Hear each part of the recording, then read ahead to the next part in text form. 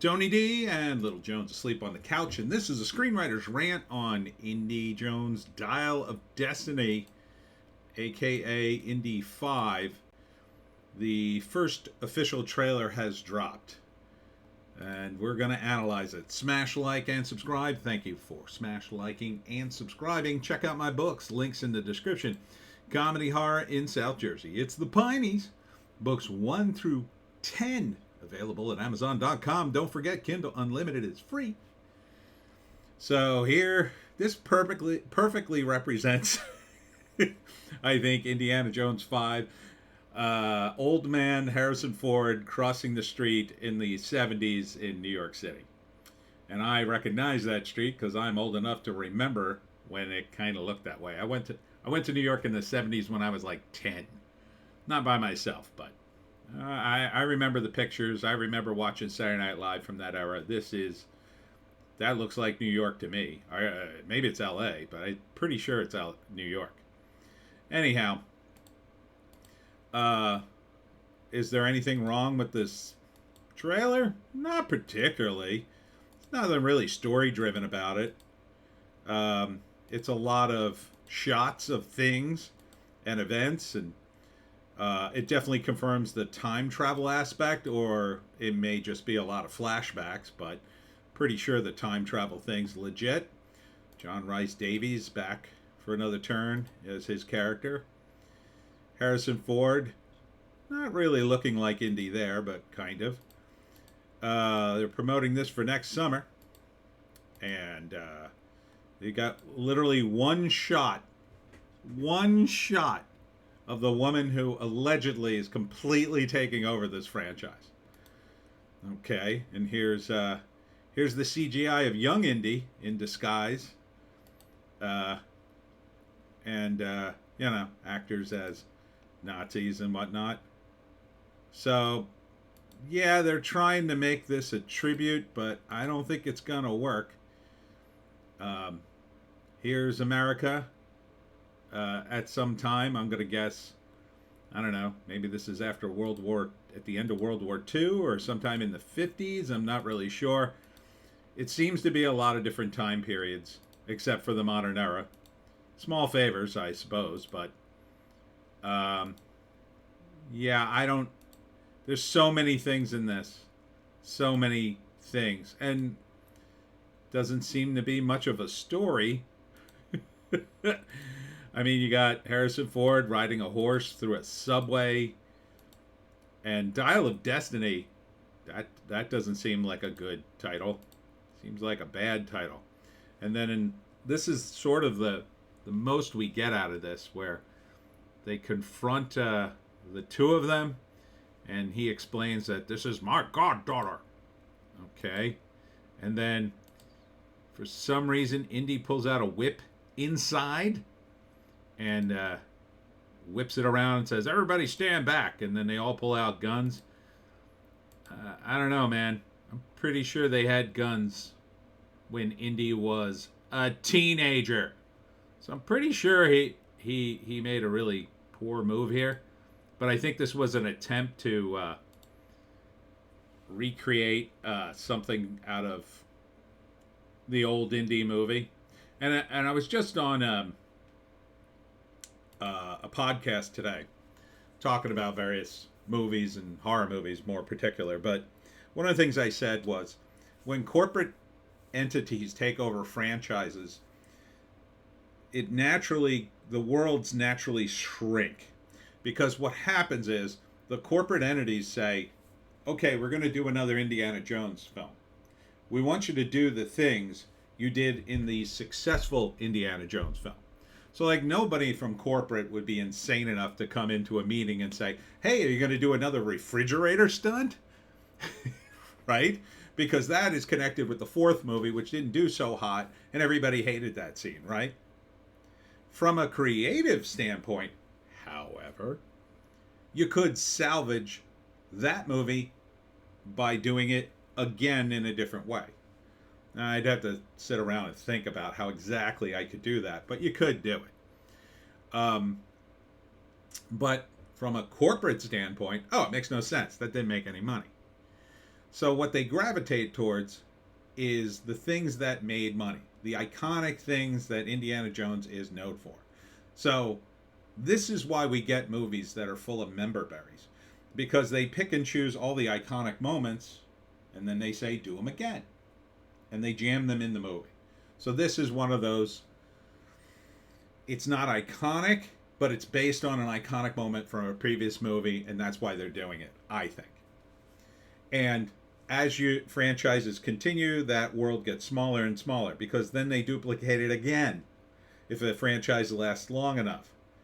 This is what happened, I think, to the X-Files and the Sopranos and other series.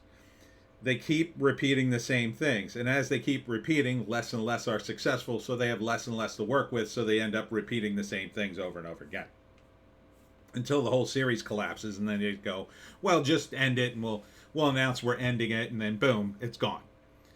And we maybe get one last bump for a few payoffs that really should have been more organically introduced. So if I were going to do... Now, if you haven't heard all the rumors swirling around Indy 5, I don't want to get into them here. It'll be too long of a video. But go back and watch my videos, and definitely watch Doomcock's videos on the subject. This trailer seems to confirm about 80% of them. Because it looks like time travel, which is always a crutch. I said that today also in the live stream. Again, it was horror me. And one of the co-hosts agreed with me very enthusiastically. If you're using time travel, 99% of the time, it's a crutch. It's a crutch so you could do the best of. Sometimes it works. I think it worked okay with the Avengers. It kind of worked. And it was, an avenue to do things you can't normally do. It's like magic. But you know what is also like magic? Magic.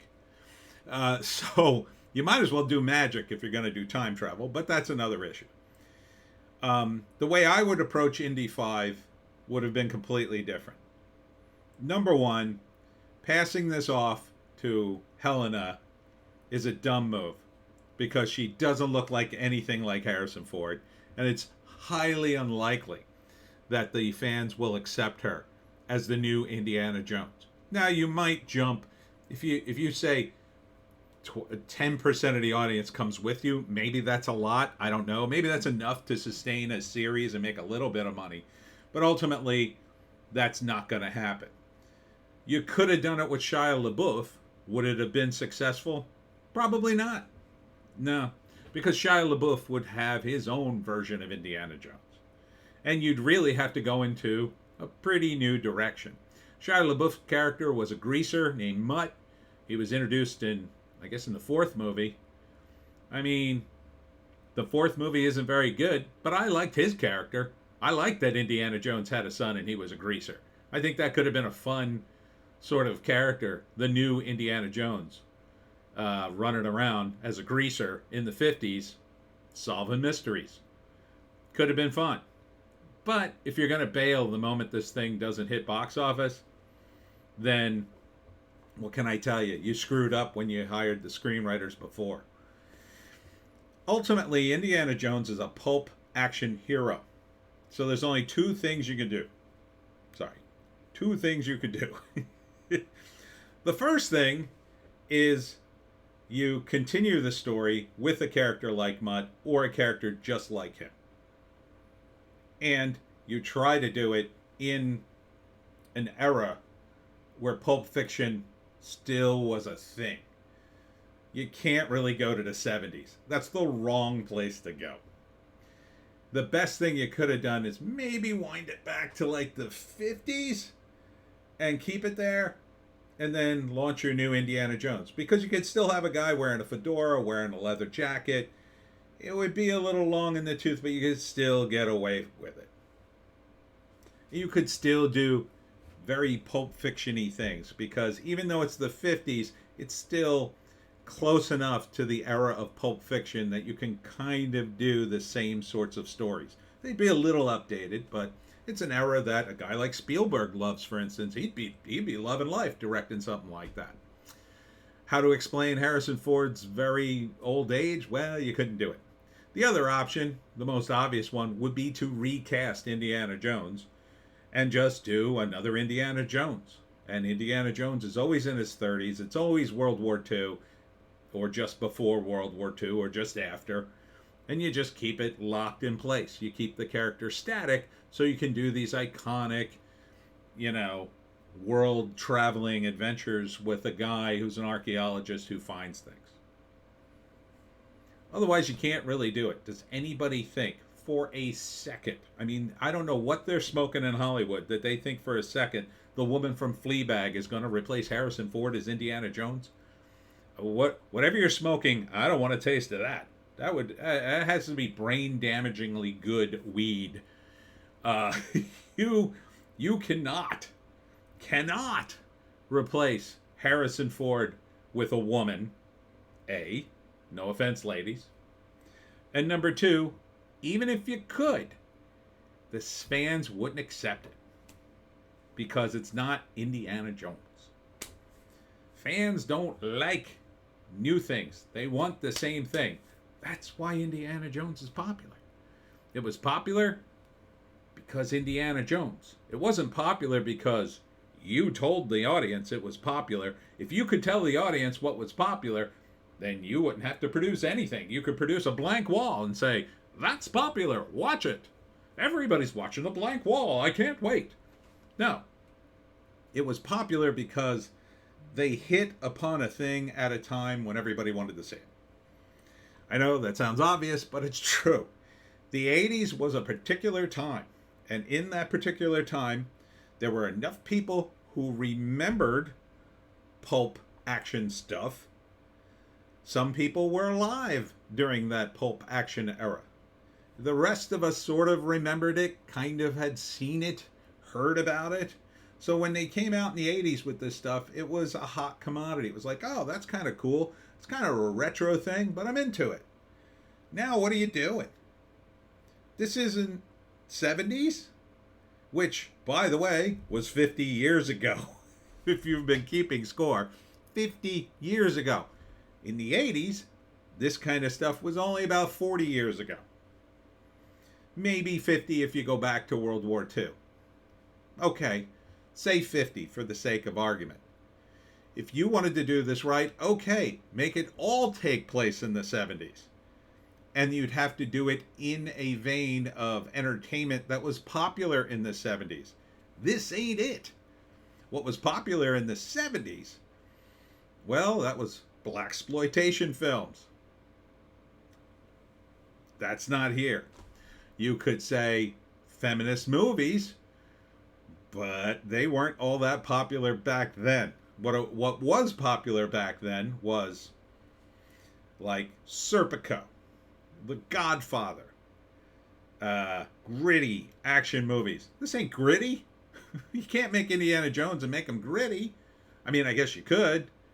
I don't know what that would get you. Nobody wants to go back to that time anyway. Maybe the blaxploitation would have worked. Like if Indy had handed the torch to, I don't know, just his best student who happens to be black. And he's a cool black dude who's living in the 70s like Shaft. Maybe you could have made that work. I don't know. But you're not making this work. And you're certainly not making it work with time travel. Because now you're going to jump all over the place and show us the best of every movie and a few movies that I guess never got made. And the rumor is at the end of the movie, young Indy has to save old Indy, and then young Indy died, so old Indy fades away like the pictures in Marty McFly's wallet in Back to the Future. And then Helena is there to replace Indy throughout time. And what do you end up with there? Okay, now you have a young actress trapped in the past playing Indiana Jones, pretending to be Indiana Jones. So you can remake all his adventures again? Nobody's that dedicated to his adventures. No one. And certainly no one's dedicated so much like, oh, I can't wait to see it when Helena's in it. Helena's not a popular character. We don't even know who the hell she is. You're just introducing her. Maybe if you took a movie to introduce her, you might have been able to build her enough. Like if Shia LaBeouf's character had hit it off, maybe that's the movie we'd be seeing right now. Indiana Jones 5, Shia LaBeouf takes over. And Shia looks enough like Harrison Ford, you could say, oh, that's his son. Sure, that he could be his son. You'd believe it, and you'd accept it. Because at least you had a movie to get used to him. And if that movie had been better, you might be willing to accept, okay, he's been in 2 movies, now it's his turn. And he's a lot like Indy. Helena's not a lot like Indy. She's a girl. Girls are different. I know. I want to be the same. I want them to be exactly the same. They're not. So, when Helena puts on lipstick and pouts at a Nazi to get him to lower his guard, is that Indiana Jones? No! And you know that's got to happen at some point. Why wouldn't it? It's just not going to work, folks. I hate to tell you. Now, are people going to go see this movie? Yeah, there's a lot of institutional momentum behind Indiana Jones, even though the last movie was not as much, though. Is it going to make money? That's a big question. I'm going to guess no. Unless they cook the books. I don't know why they would bother to cook the books that they made more money than they did. That doesn't make any sense. Now,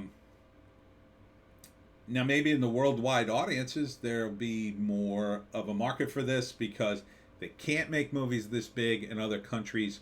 There are a ton of stunts here. Looks like the story takes a backseat to everything. But I'm going to guess it's heavily convoluted anyway, and no one's going to care. It's just going to be action scene after action scene after action scene. It's going to be a little bit of rewriting history, setting this up so they can have an excuse to run through time and do all these crazy things. But I don't know. This movie apparently, goes the rumor, tested 5 times in 5 different endings, and all of them, everybody hated. Mostly because Helena takes the whip and the hat and goes and replaces Indy. So, my advice, Indy fans, if you are watching this, don't go see this movie. Because I don't think it's going to be good, number one. And I, for one, am on the bandwagon of not handing money to Hollywood for stuff I don't like. So if I get the sense I don't like it, I'm not going to see it. I'm certainly not going to pay you money to see it. So I'm not saying I'm going to pirate the movie. That sounds like a waste of my time too for illegal purposes, and I don't do illegal things. So I'm just not going to see it. Why do I need to see it? First off, I'm too old. Right, I get it. But secondly, I got better things to do. There are better movies out there. You see me talk about trailers every day. Look at all the movies I've seen that are awesome. All the trailers. I mean, Cocaine Bear. You think I'm going to go see this over Cocaine Bear? You're out of your mind. Cocaine Bear looks to be the S. And I say that with a lot of trepidation because Elizabeth Banks directed it. This looks like overblown nonsense.